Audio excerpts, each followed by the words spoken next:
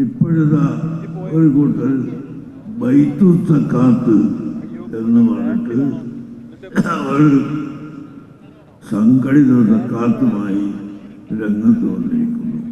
യഥാർത്ഥത്തിൽ ഇസ്ലാമിൻ്റെ പഞ്ചസ്തംഭങ്ങളായ എല്ലാം മാറ്റിമറിച്ച്, നിസ്കാരത്തെ മാറ്റിമറിച്ചു, നോമ്പിനെ മാറ്റിമറിച്ചു, അതിൻ്റെ സമയങ്ങളെ തെറ്റിച്ചു.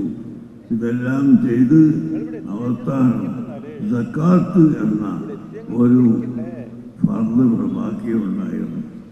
ആ സക്കാത്ത് നശിപ്പിച്ചു കളയാൻ വേണ്ടി ഇപ്പോൾ ബൈത്തുൽ സക്കാത്ത് എന്ന പേരിൽ ഒരു ഫണ്ട് രൂപീകരിച്ചിരിക്കുന്നു.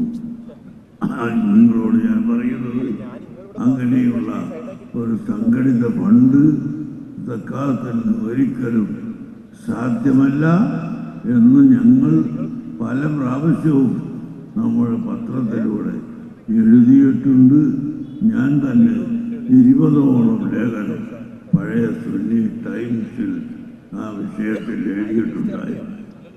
സുന്നി വോയിസ് വരുന്നതിൻ്റെ മുമ്പ് സുന്നി ടൈംസ് അതിൽ ഈ സംഘടിത സക്കാത്തിൻ്റെ ദോഷങ്ങളെ സംബന്ധിച്ച് വളരെ വിശദമായി ഞങ്ങൾ എഴുതുകയും പറയുകയും ചെയ്തിട്ടുണ്ട്.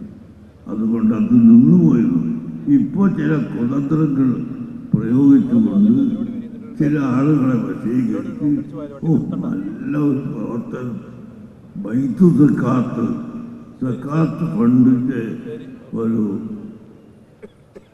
രൂപീകരണം ഉണ്ടാക്കി സാധുക്കൾ അത് കേൾക്കുമ്പോൾ നല്ല കാര്യമല്ലേ എന്ന് മനസ്സിലാക്കി പോകും.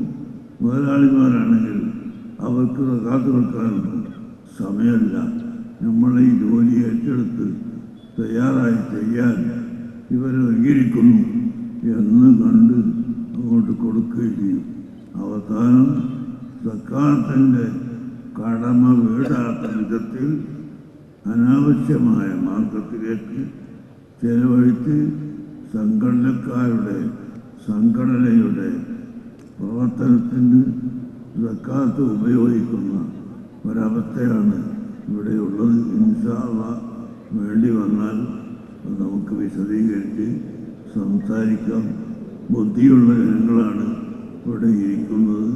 അതുകൊണ്ട് ഞാൻ ഓർമ്മപ്പെടുത്തുന്നു, ഈ ബൈത്തുൽ സക്കാത്തിൻ്റെ കമ്പനിയുമായി വരുന്ന ആളുകളെ നിങ്ങൾ വിശ്വസിക്കരുത്, അതിലൊരിക്കലും നിങ്ങൾ പെട്ടുപോകരുത് എന്ന് ഞാൻ പ്രത്യേകമായി ഓർമ്മപ്പെടുത്തുകയാണ്.